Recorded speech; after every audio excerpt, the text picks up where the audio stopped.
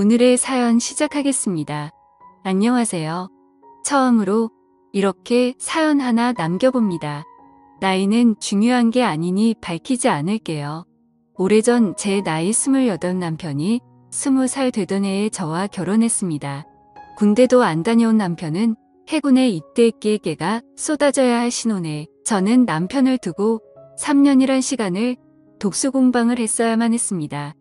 처음에는 여자가 나이가 많아서 안 되겠다고 결혼을 반대하던 시부모님이었지만 결혼하자마자부터 시댁에서는 저한테 잘해주시더군요. 특히 시아버지가 저를 많이 아껴주시고 챙겨주셨지만 얼마 안 가 시댁과는 연을 끊게 되었습니다. 조선소에서 일하던 남편은 제 나이 38살이 되었을 때 사고로 먼저 세상을 떠났기 때문입니다. 하늘도 무심하시지. 6살, 8살 난 두 딸 토끼 같은 2명의 자식들을 두고 남편을 저보다도 먼저 데려가 버렸네요.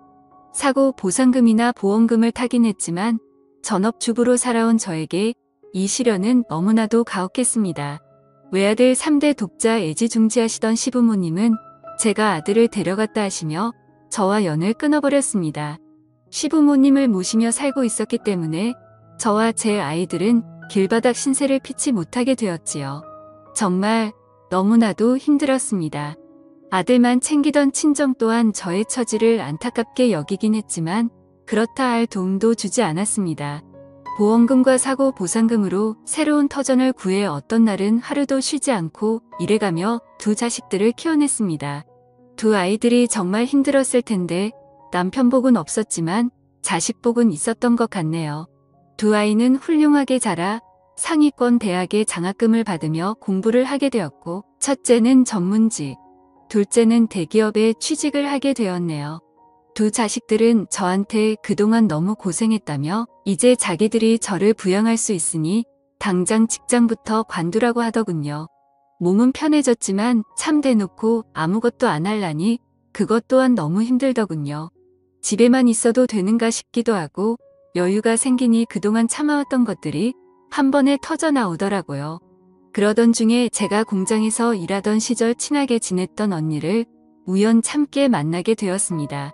잘 지냈냐고 보고 싶었다고 둘이서 한참 회포를 풀었습니다.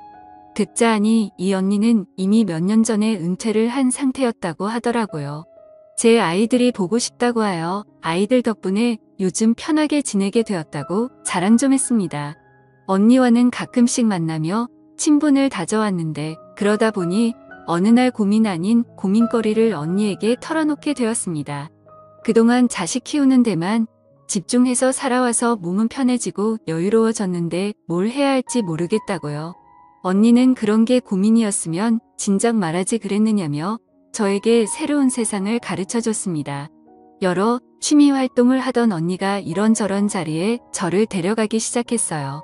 스포츠 댄스도 배우고 등산도 다니고 제 인생에 해보지 못할 것 같았던 골프도 배우게 되었습니다.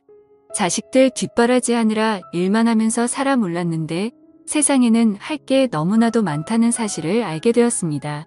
언니는 언제부터 이렇게 인생을 즐기면서 살기 시작했는지 아는 사람들도 참 많더군요. 새로운 걸 하게 되면서 그동안 느낀 적적함은 많이 사라졌지만 그래도 뭔가 채울 수 없는 아쉬움이 강하게 남더라고요. 그러던 중에 언니가 저에게 제안을 하나 해왔습니다. 하루는 저보고 묻지마가 뭔지 알고 있느냐고 물어보더라고요.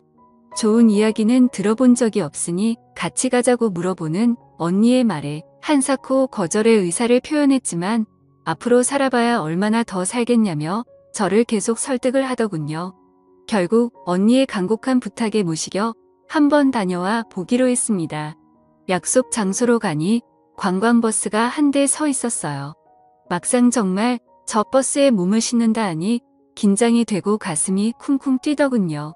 언니한테 이거 은근히 긴장된다고 하니 언니는 사실 혼자서 몇 번 와봤다면서 잘 설명해 줄 테니 떨지 말고 있으라고 하네요.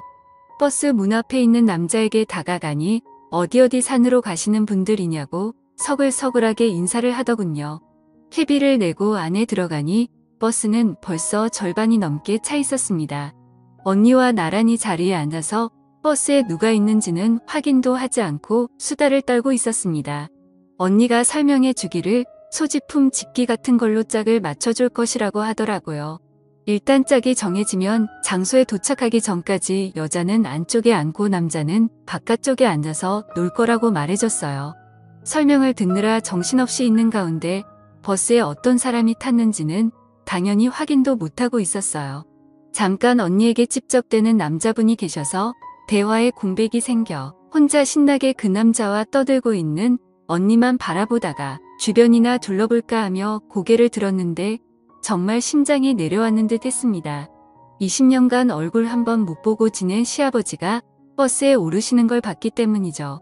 시아버지도 저와 눈이 마주치게 되었고 적잖이 당황한 듯 보였습니다.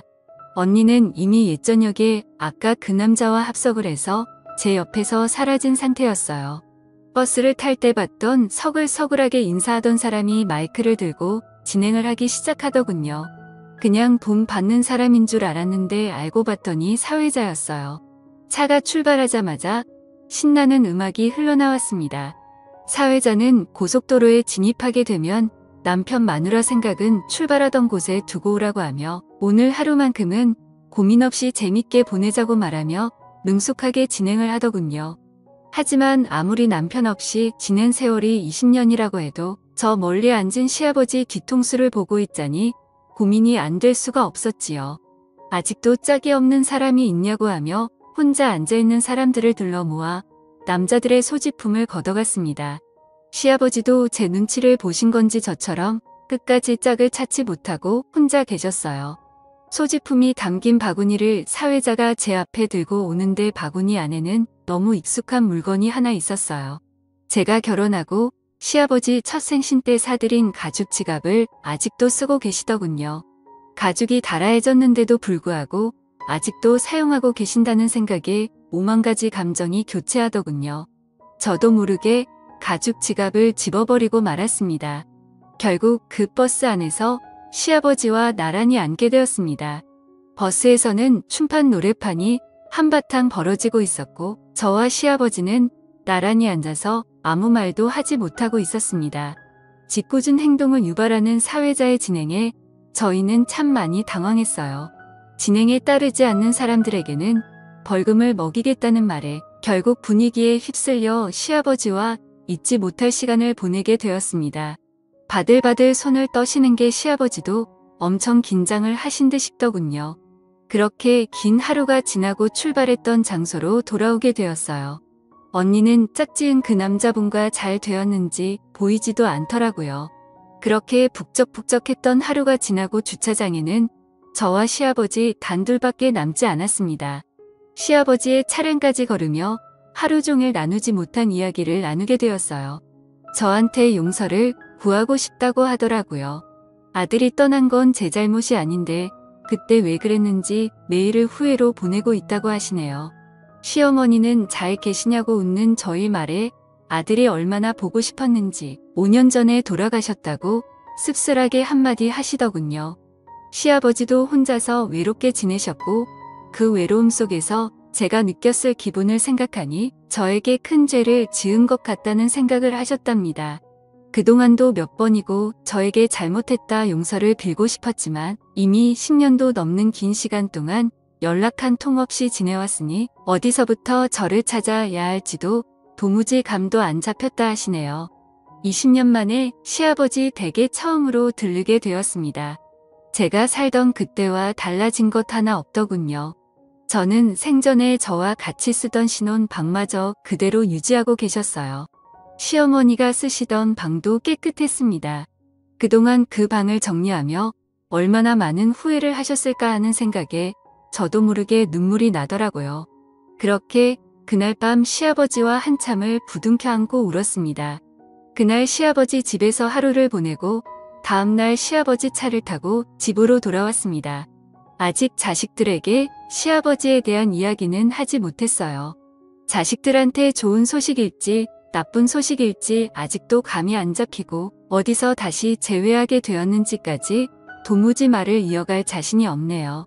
그날 이후로 저는 언니와 보내는 시간보다 혼자 외롭게 지내실 시아버지와 더 많은 시간을 보내고 있습니다.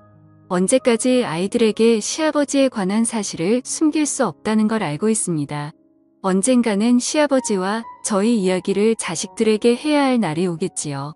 그때까지는 저 혼자서라도 그동안 못해드린 좋은 며느리 노릇이라도 해드려야겠네요.